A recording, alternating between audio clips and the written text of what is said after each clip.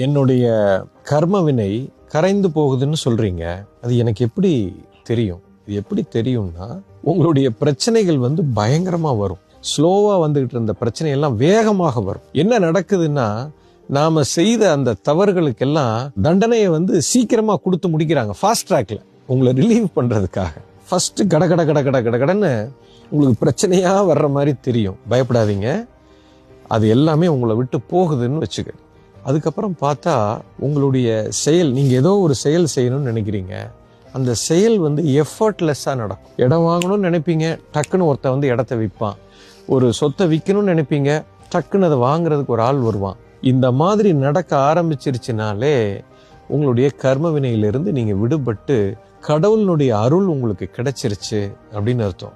எல்லாத்தையும் கஷ்டப்பட்டுட்டே செய்துகிட்டு இருக்கிறீங்கன்னா இன்னும் கர்ம வினை உங்களை துரத்துதுன்னு அர்த்தம். இதுதான் மிகப்பெரிய ஒரு புரிதல்.